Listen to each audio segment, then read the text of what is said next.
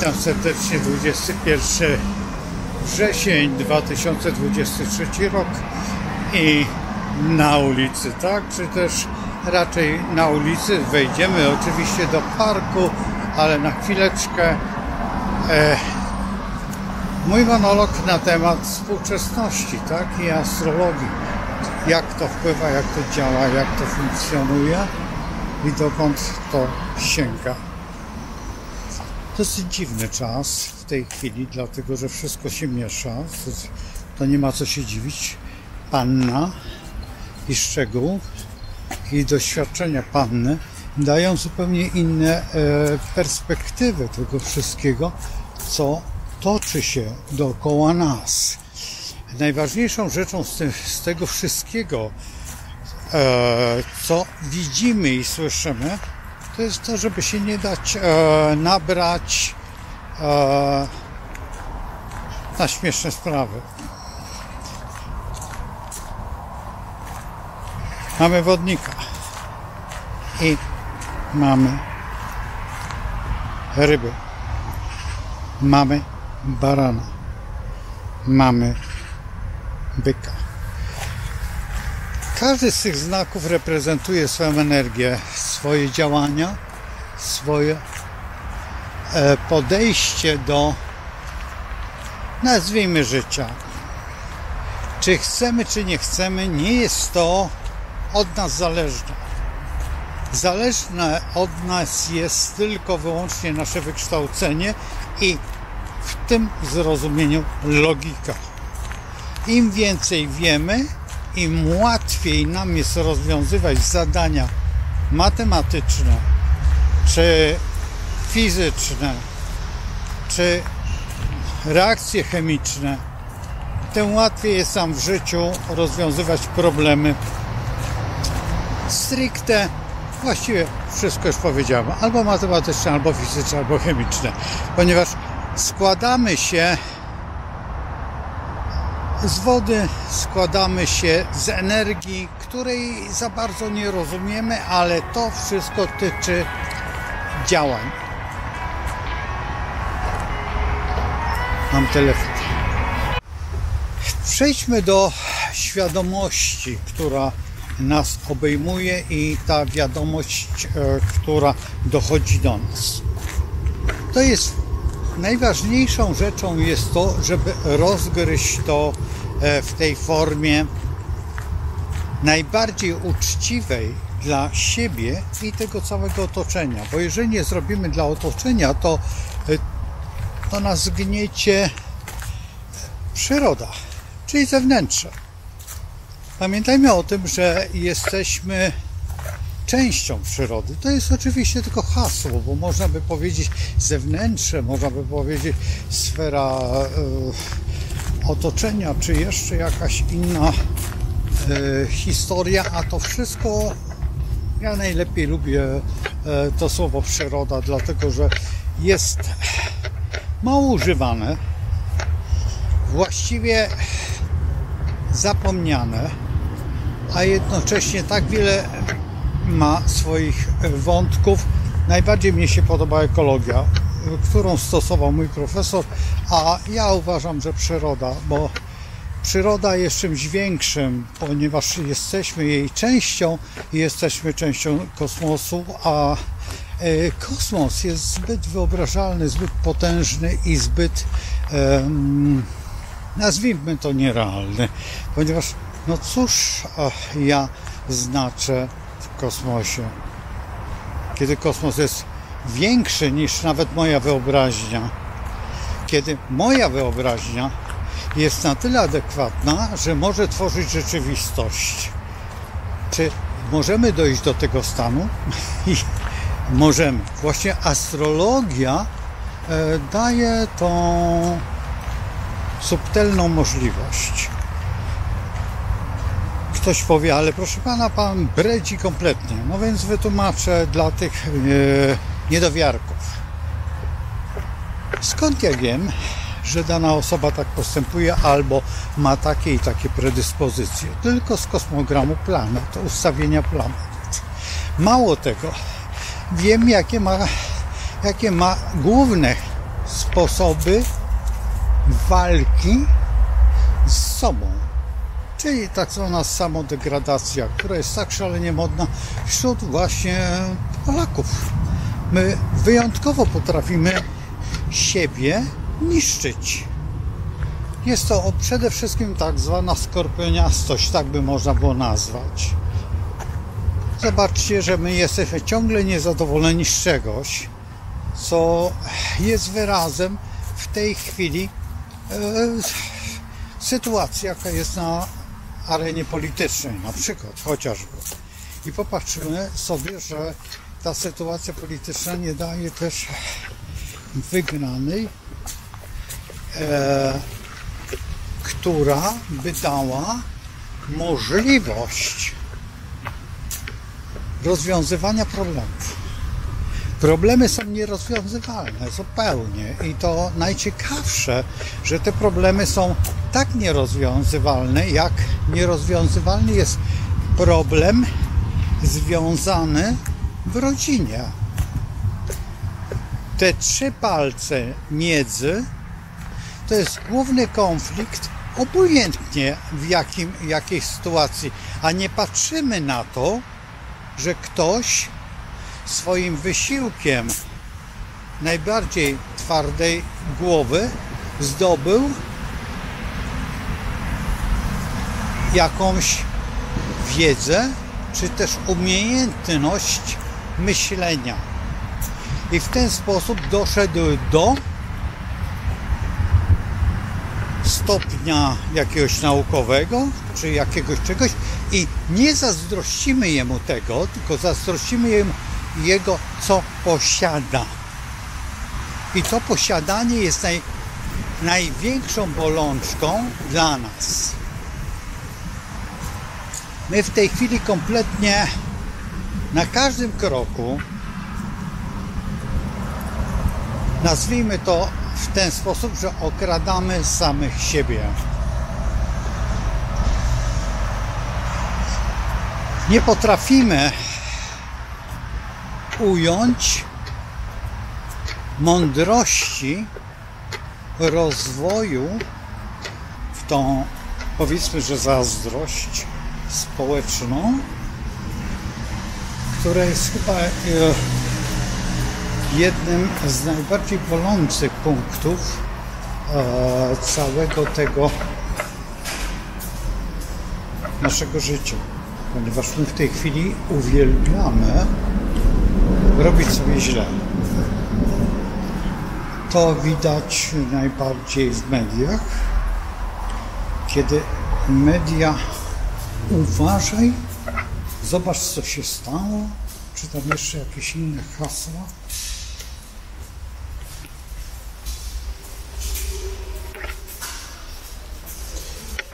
Używa wobec nie tylko nas, bo nas atakuje jakąś formą, ale najciekawsze jest to, że ta kwestia dotyka także, ja sobie postaram się tego, no Boże, tutaj jest strasznie, no ale już, to jest winda.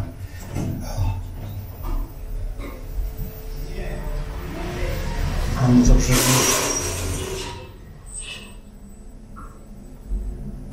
Straszny hałas. No i to szedł na światło dzienne. Dobrze, kamera chyba jakoś to wytrzymała, a ja też. Hałas, słyszeliście to wszystko. I właśnie zaraz wam pokażę. To jest taka stacja pompowania, reperowania rowerów, która wózków inwalidzkich, wszystko, zobaczcie, jak została zdewastowana. Kto to zdewastował? Czy to było potrzebne? Czy czasami to nie było tak, że ktoś był zirytowany, bo wyszedł z urzędu albo na przykład jakiejś instytucji, która nie załatwiła mu prostej sprawy. Teraz wam pokażę. Akurat nie pokażę, bo samochód stoi. Nie chcę tam... Nie, dobrze. macie, zobaczcie, instytucja i tyle tych instytucji. Możliwe, że ktoś się zirytował i z kolei zrobił sobie jakieś wolnomyślenie, które czasami, no, trzeba przyznać, że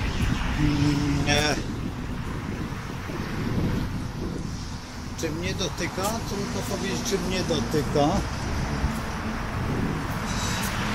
ale również czasami ulegam tej destrukcji. Jednym z najważniejszych powodów tego wszystkiego jest to, że w tej atmosferze, jakiej żyjemy, nie potrafimy odnaleźć lidera. Ja już nie mówię celebryty, tylko lidera zwycięstwa, dlatego że okazuje się przez ostatnie chwile, ostatnie 2 dni czy 3 dni, że tak zwana marchewka na sznurku, na wędce, na kijku właściwie, jest ważniejsza niż droga przed nim, czyli on wybiera sobie drogę i automatycznie widzi marchewkę i tą marchewkę podąża za marchewką, a nie podąża tą drogą. Ta marchewka, jak znacie wahadełko, to wahadełko, jeżeli ktoś jest dobry w wahadełku, podąża za ciekiem, a ciek no, nie zawsze jest neutralny, czasami jest tendencyjny albo wbrew pozorom szlachetny w tej złej formie. Tak niektórzy moi znajomi mówią, w czerwonych butach chodzi. No więc teraz dołóżcie sobie, kto nosi czerwone buty. Chociaż sam chodziłem w czerwonych butach, ale to nie jest to znaczenie, to jest raczej myśl. W myśli musimy odkryć jeszcze jedną rzecz, że jesteśmy, że funkcjonujemy, że mamy prawo do sugerowania sobie albo w sobie pewnej wolności, niezależności. Ja mówię już za dużo o tej wolności, ale musimy pamiętać o tym, że dopiero kiedy powstanie offsetka, będę mógł robić te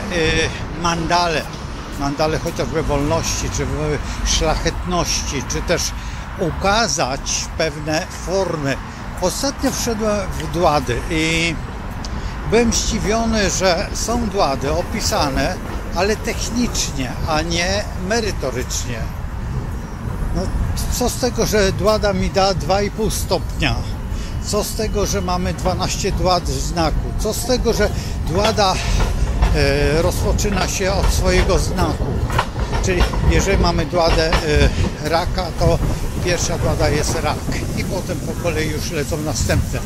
To wszystko jest za mało i to też nie jest prawdą, ponieważ jeszcze jest archetyp, czyli od swojej dłady i jeszcze jest właśnie to, co wymyślił jeden z moich naszych kolegów, Jacek. Ja jeszcze nie chcę nazwiska mówić, ponieważ nie mam zezwolenia na to, którego wszyscy znają, że są dłady pozytywne i negatywne, na przykład w założeniu, i po nich możemy rozpoznać, jak w danym momencie będzie się zachowywać dana struktura działania. To jest najważniejsze, bo jeżeli teraz potrafimy tą strukturę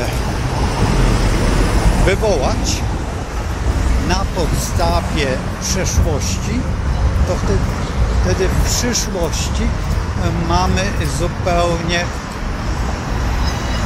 inną historię, ponieważ łatwo jest nam, się zastanawiam, co robić. Chyba pójdę jednak do galerii. Będzie mi dużo łatwiej. Będę na chwilę się rozłączył, ponieważ wówczas zabawa, jaką nazywamy energię planetarną, ona ulega deformacji. I tą deformację mamy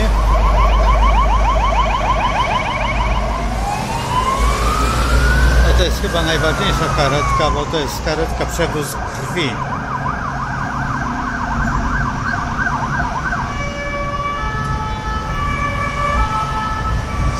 Kiedyś poznałem człowieka, który się tym zajmował, ale to było bardzo, bardzo dawno temu. Bardzo odpowiedzialny człowiek, zresztą fantastycznie znający miasto. Akurat on był gdańszczaninem i Gdańsk. Pracował dokładnie w szpitalu. Właściwie to jest stacja, chyba ja nie wiem, czy krwiodawstwo to nie jest krwiodawstwo, tylko to jest bank chyba krwi. Chyba tak to powinno się nazywać, nie wiem.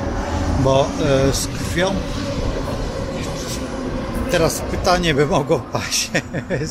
Przypuśćmy, czy astrologia widzi krew. Nie mam takich doświadczeń, ale mam doświadczenia co do przypuśćmy tutaj wchodzenia w pewne układy. Tylko pamiętajcie jeszcze jedno, że grupę krwi w trakcie życia można zmienić. To nie jest tak, że na stałe mamy że mamy na stałe tą samą krew. Absolutnie nie. Możemy w wyniku stresu, w wyniku jakichś zaburzeń następuje i właśnie to jest jedna z największych ja się dziwię, że nie wiem, czy pamiętacie, kiedyś były takie tatuaże modne, czy też te blaszki takie za moich czasów, bransoletki, gdzie była grupa krwi. I lekarze byli bardzo przeciwni, dlatego że po prostu jeżeli ktoś podawał przez no dawniej krótkofalówki, tak, dzisiaj telefony, grupę krwi pacjenta, żeby przygotować na stół operacyjny, ponieważ jest wypadek. I kiedy przygotowywano i bez próby, bez badania krwi, pacjent padał.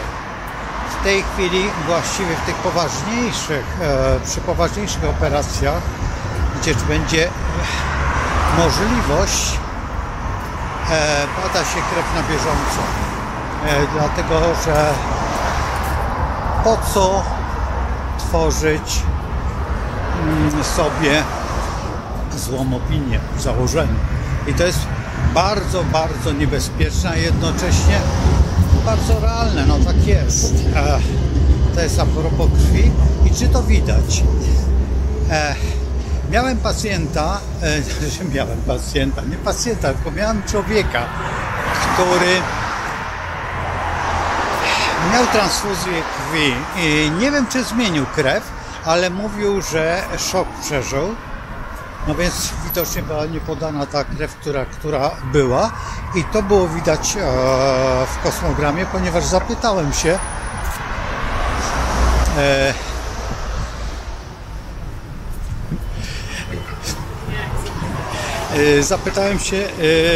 co się wydarzyło wtedy i wtedy, bo mówię tutaj jakoś tak dziwnie i to tak anestezjologicznie wygląda i właśnie odpowiedział mi w ten sposób. Był bardzo zdziwiony. I ja też. Trzymajcie się, na razie wchodzę do takiego miejsca.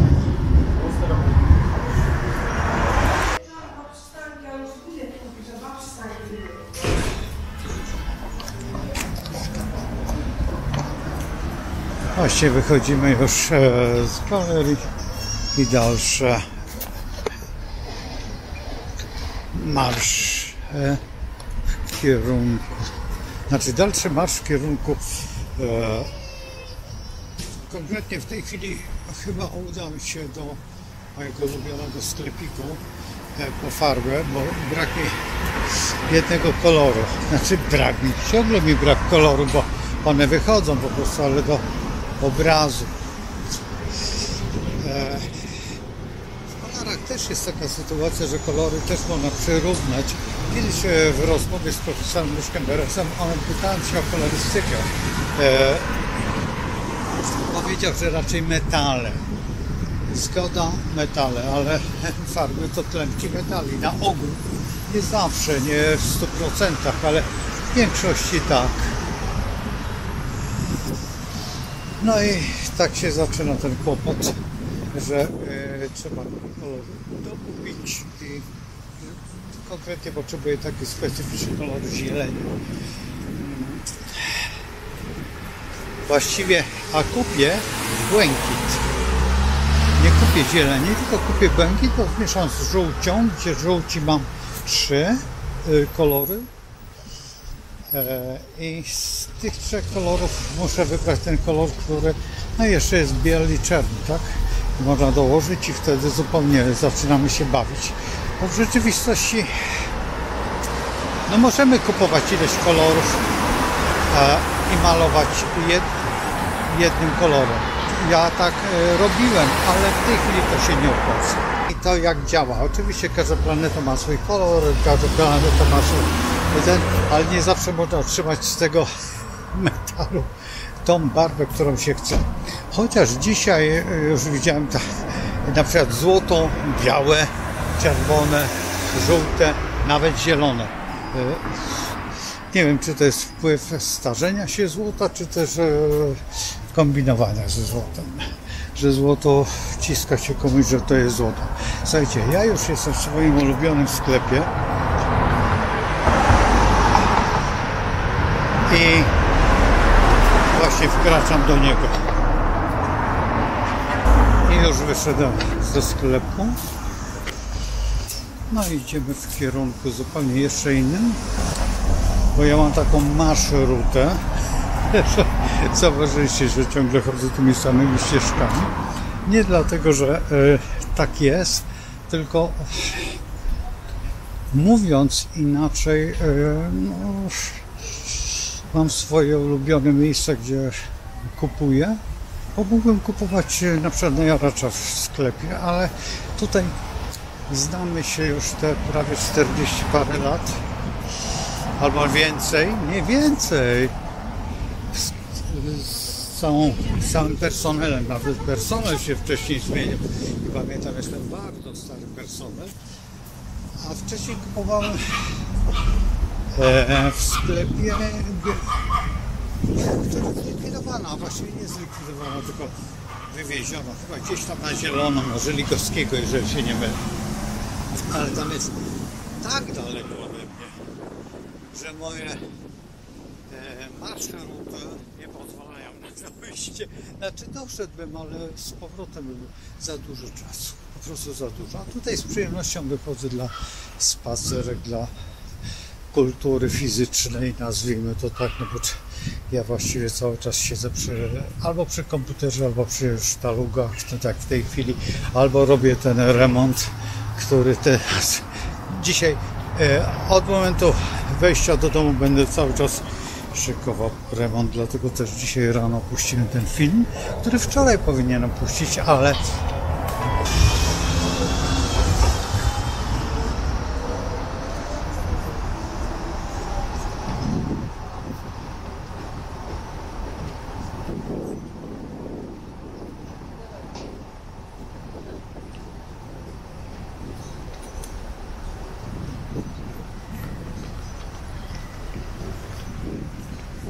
no, w ten sposób to mogę stać tutaj właściwie cały dzień, bo świata się jeszcze nie zmieniły.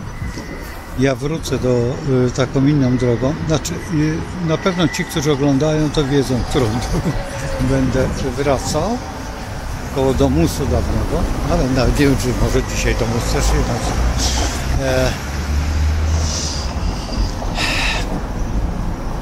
I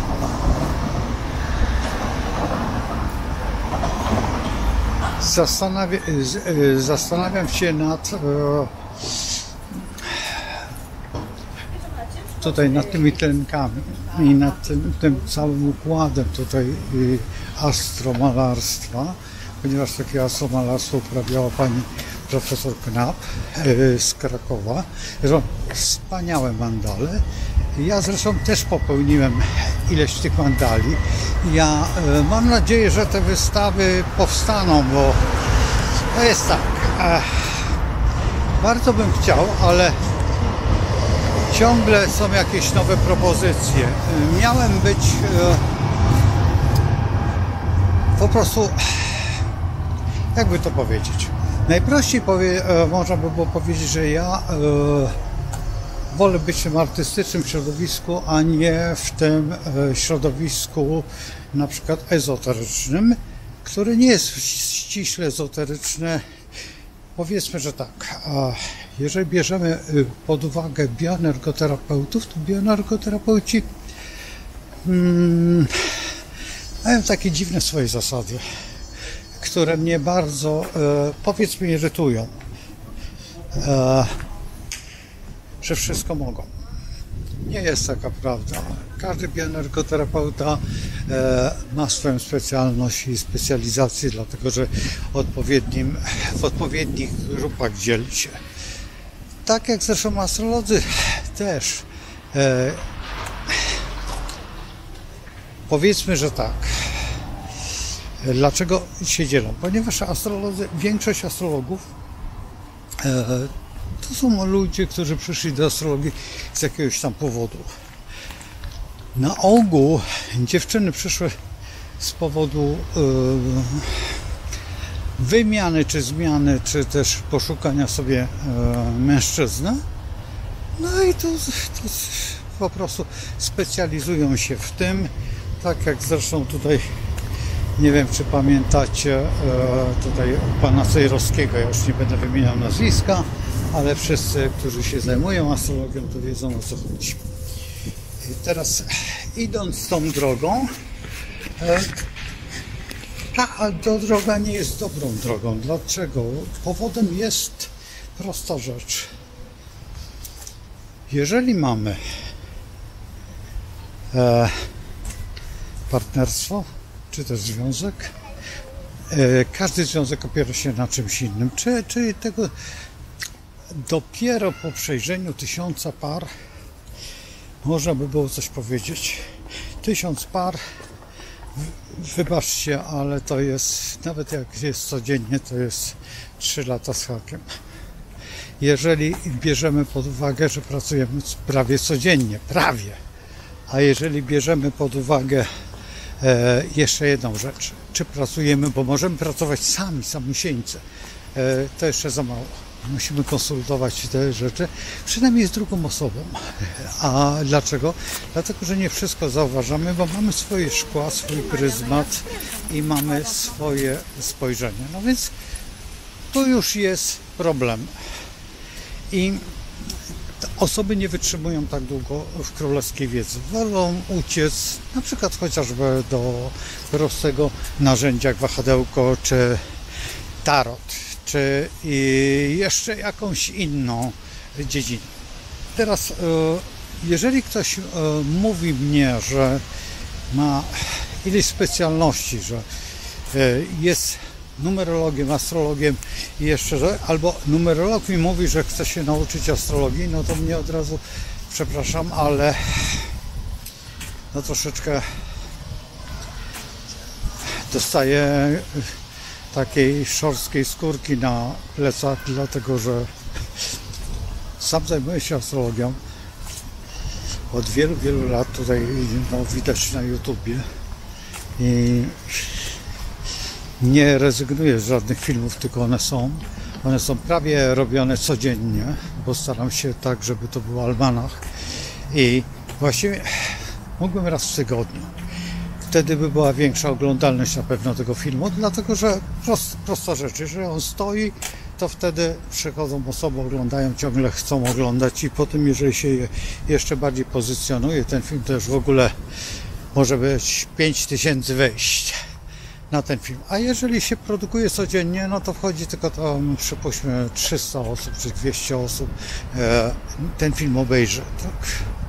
Dlaczego mówię, na YouTubie tego nie widać, ale ja nie tylko na YouTubie zaznaczam, jeszcze na innych, na Twitterach, nie, na Twitterach tam nie ma tak dużo jeszcze, ale na innych też są.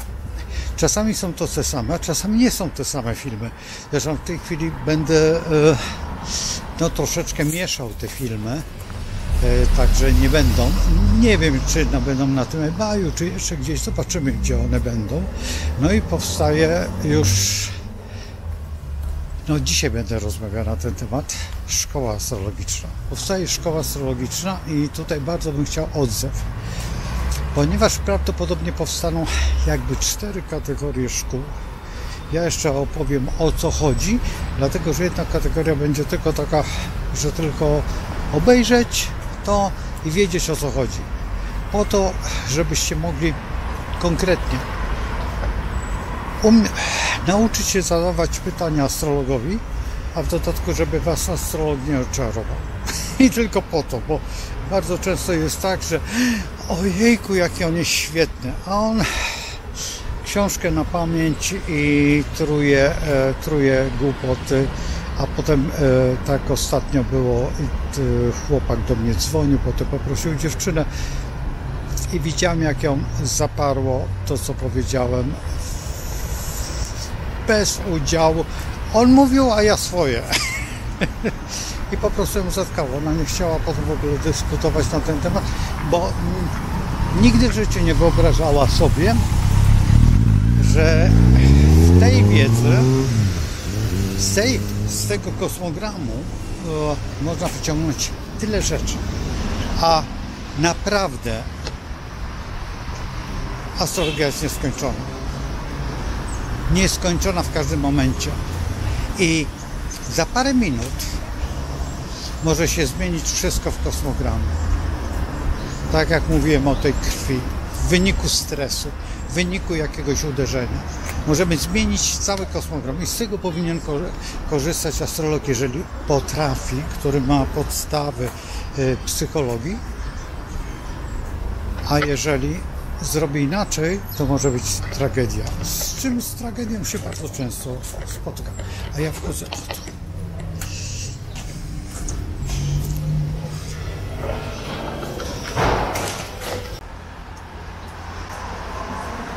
No już jesteśmy po galerii. Wyszliśmy 2 razy w galerii, tak? Troszeczkę często. Często tu bywam, to fakt. Nawet 3 razy dziennie czasami, bo także tutaj jest kilka sklepów, które...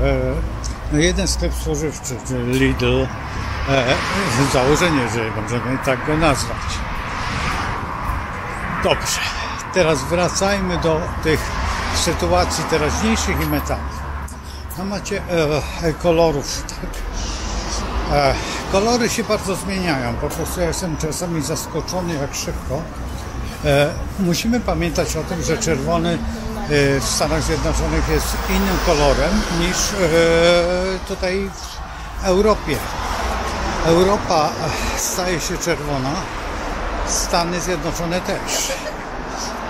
Tylko w Stanach Zjednoczonych jest to zupełnie przeciwna jakby strona działania. I teraz tutaj następuje z punktu widzenia astrologii inne spojrzenie na całą historię. Teraz najprościej by było w ten sposób powiedzieć. Mars jest zawsze tą samą planetą wojny, ale Mars jest także planetą stabilizacji. Mars nie zawsze jest planetą wyzwolenia. Czasami jest planetą paniki. I bardzo często według zasady Deimos Phobos. I tutaj trzeba rozegrać te 2 kolory. Który kolor zwycięży w działaniach, jakie są? Jeżeli patrzymy na te Dwadasamsy, o których mówiłem, i działaniach Dwad, mamy podejście do pewnych odcieni. I teraz odcienie istnieją jakby w kilku kierunkach. możemy ten sam kolor, oprócz kolorów zasadniczych, otrzymać właściwie z różnych zupełnie barw. I będzie nam się wydawać, że to jest zieleń, a to nie będzie zieleń. Będzie zielenią dla osoby postronnej. I teraz zróbcie sobie takie ćwiczenie. Wytnijcie kartkę z różnych kartek kwadraty kolorów, ale podwójnie. Albo najlepiej 10 identycznych karteczek w jednym kolorze. I wytnijcie 10 karteczek większych troszeczkę. I nalepcie te karteczki mniejsze na te większe, różnie, naprzemiennie. I dołóżcie i sprawdźcie, czy to jest ten sam kolor. Kiedy byście dokładnie dokładali do siebie, ponieważ macie ten rand jednej kartki i drugiej kartki, więc wydają się te kolory podobne. Kiedy byście je odjęli i połączyli razem, okaże się, że to nie jest ten sam kolor. Różnie to się nazywa, to też nazywamy powidokiem, ale powidok jeszcze jest czymś innym. I teraz, jeżeli patrzymy w tą historię, którą mamy w tej chwili na arenie społecznej, to właśnie są te barwy. Że nie potrafimy odróżnić jednego koloru od drugiego. I teraz dlatego też, co ciekawe, zwróćcie uwagę na działania, które są sprowokowane, hałas straszny, ale zaraz zejdziemy do parku. Działania, które są sprowokowane przez wielce walecznego prezesa, a działania tak zwanej pseudoopozycji, które w tej chwili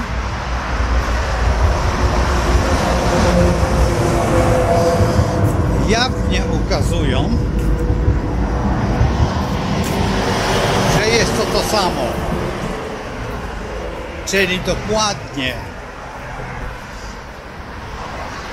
do prezesa przylepili się ci, którzy byli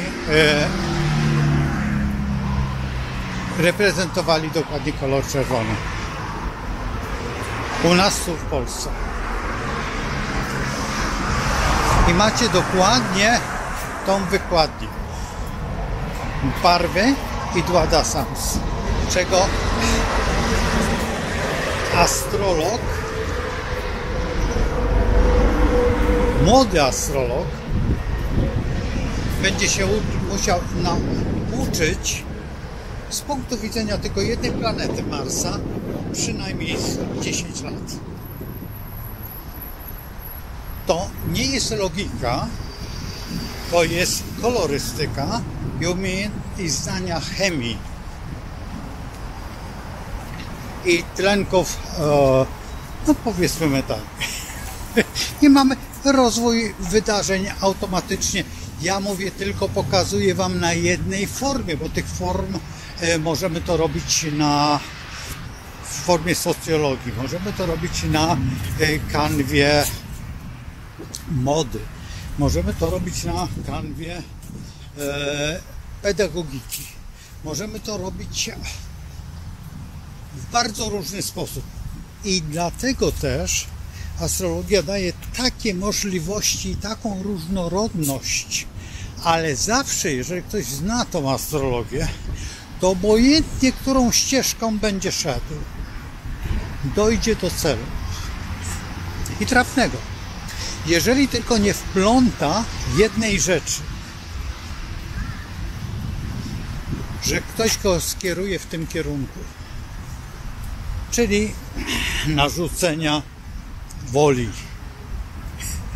Co? Wola narodu. Nie wiem, czy pamiętacie, jak pierwszy sekretarz zawsze mówił, wola narodu jest taka, że to przeważnie to mówił Gomułka i także Gierek też pomożecie.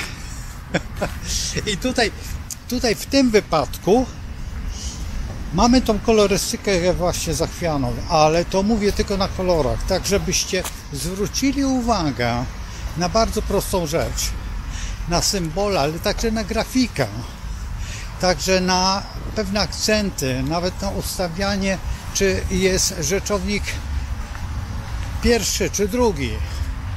Jeżeli chodzi o filologów, ja akurat z filologią mam jak najmniej wspólnego, nie potrafię tego, ale ustawienie słów, niektórzy potrafią wyliczyć, ile spółgłosek, samogłosek jest w danym zdaniu i dana osoba robi w ten sposób. Na tym polega algorytm sztucznej inteligencji. To jest właśnie to. To nie jest tak, że ktoś sobie coś wymyślił albo ktoś sobie coś tam wymarzył. Absolutnie nie. To jest bardzo prosta metoda. To jest tak prosta metoda jak metoda CEPA, tylko trzeba być informatykiem na jakimś poziomie, to jest raz. I dwa, znaleźć ten punkt wyjścia. To, co jest w astrologii. I dzisiaj właściwie, nie znając tej królewskiej wiedzy, nawet nie podstaw, bo to nie chodzi o podstawy, tylko pewnego mechanizmu, rozpoczynamy głupotę. Dlatego też w informatyce jest ta dyslektyczność, ta chwila błędu, to zamiany BP w B, tak, bo kółeczko z kreską raz w górę, raz w dół już nie łapie komputer, albo litera A, D, tak, albo spółgłoski czy samogłoski się lekko mylą, czy szysi. Proste. Czy Z, RZ, tak? No i mamy tutaj mały kłopot filologiczny, a interpretacyjny w informatyce też występuje i dlatego dyslektycy w tej chwili mają wielkie pole do działania, dlatego że większość dyslektyków myśli niekonwencjonalnie, potrafi myśleć kilkunastopoziomowo. Te poziomy ma na bardzo różnych poziomach. Mało potrafi przeskakiwać z poziomu na poziom i łączyć to z sobą. To, co ja robię dzięki pracy z dyslektykami, nauczyłem się myśleć wielowarstwowo. I jest to trudne do przyjęcia dla osób, które rozmawiają liniowo. Z tym, że jeszcze trudniejsze jest mówienie o dwóch rzeczach jednocześnie. To jest już w ogóle albo myślenie i prosto, znaczy nie dwuznaczność, ale wieloznaczność. Wtedy następuje dosłownie bardzo dziwne podejście do rozwiązań, nazwijmy to tematycznych.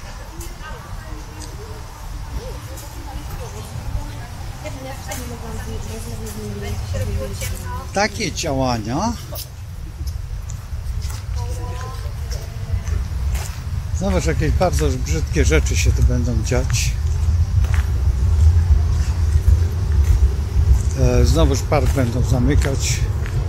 No nie zdążyłem w tym roku ale to trzeba będzie załatwić w inny sposób. Nieważne. Schodzę z tematu. Jeżeli teraz patrzymy na wzór, czyli na symbol, teraz Wam przytoczę zupełnie z innej sfery.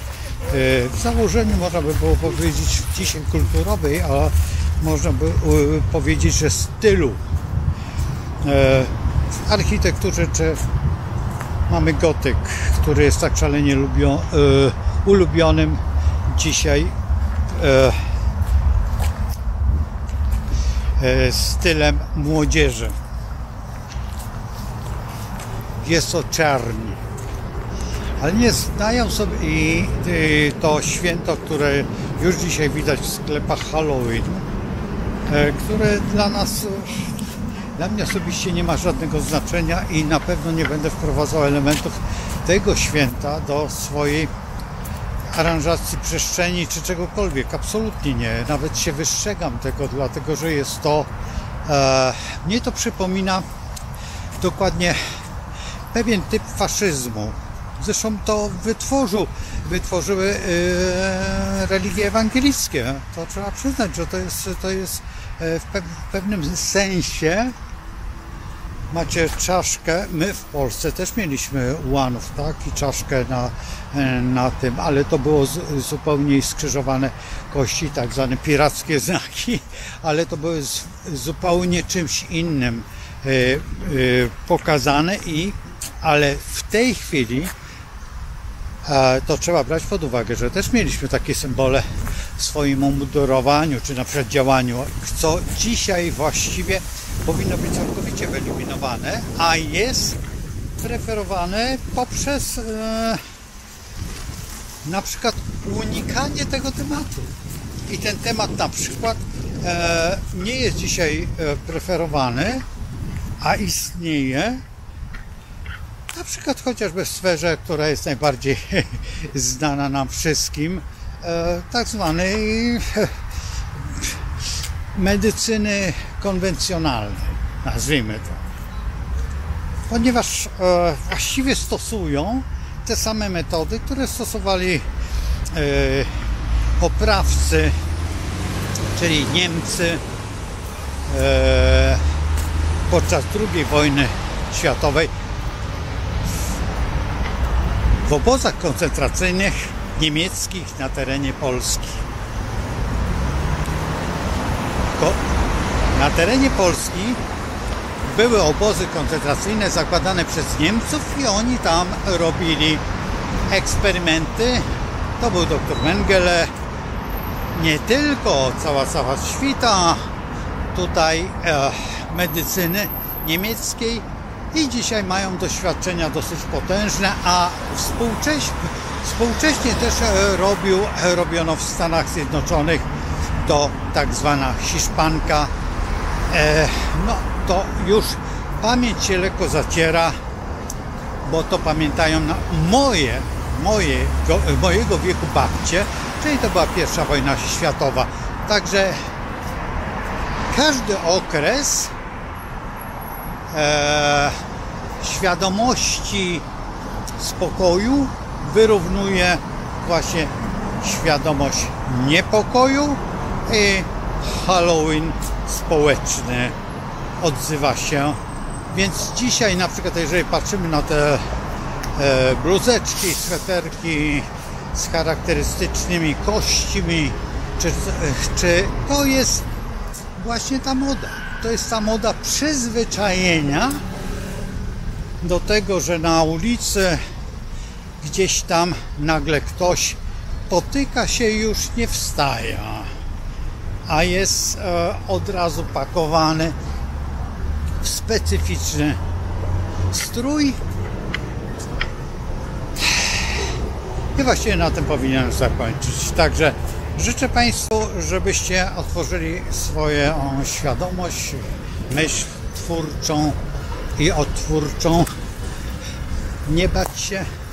To, co powiedział Jan Paweł, nie lękajmy się. No i